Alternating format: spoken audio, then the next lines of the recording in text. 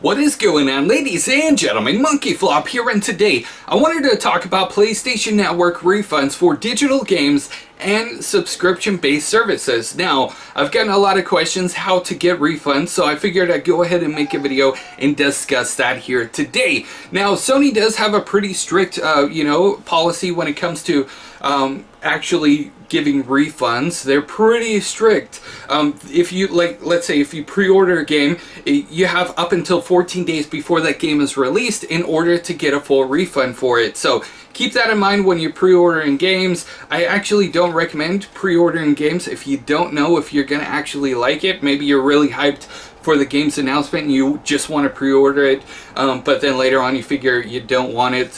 You have up until 14 days before the game is released.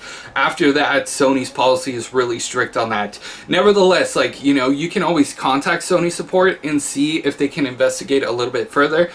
Sometimes, it's best to call Sony support rather than just using the support, icon on their website, because that support icon is there. It's a great feature, but it takes 24 hours to get a response from an actual human being, and there may be more email communication that needs to come across. And if you're really close to those 14 days of the game actually releasing, you might as well just contact Sony support. Now, I did want to touch on PlayStation Plus or other subscription-based services auto-renewing and issues with duplicate charges. So one important thing is, please go into your system settings and go into your subscriptions and make sure that those subscriptions are not on auto renew if you don't want them on auto renew. That's a big issue, and a lot of people don't know when you put your credit card information into the PlayStation Network, it will automatically, most likely, set you up as auto renew for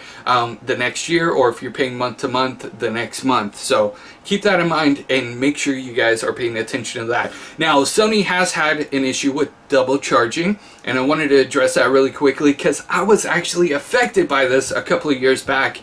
Sony charged me twice for PlayStation Plus, and rather than calling Sony support, I made the mistake and called the bank, and the bank saw that as an error and they removed one of the charges right away. What ends up happening is, if you don't deal with Sony support, they will automatically ban your PlayStation Network account. In order to get your PlayStation Network account unbanned, you're going to have to pay the fee all over again.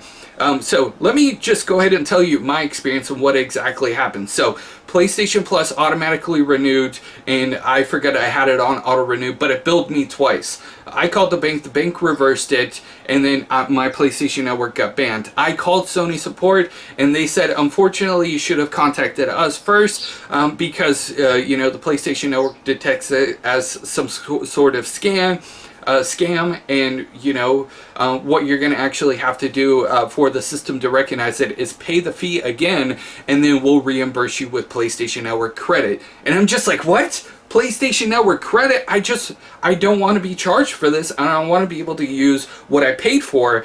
And they said, unfortunately for that, which I found was ridiculous, is you have to pay the $60, and then we gotta wait about a week for it to process, and then contact us again and ask for a refund, and then we'll give it to you in store credit. Which means, they double charged me, but then my other $60 stays in the PlayStation Network, and they still get the money one way or another.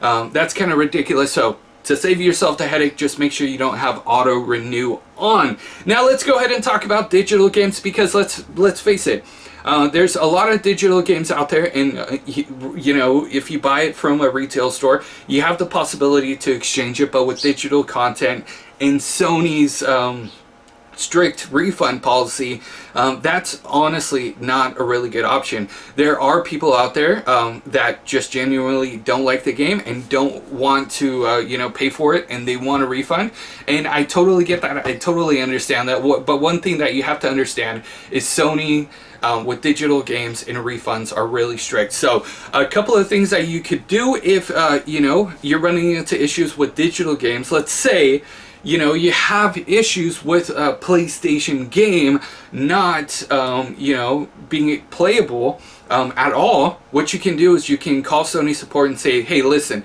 I purchased this game online. It's not working for me. It's not loading in, or the game crashes automatically, and they should be able to actually give you a refund for the game.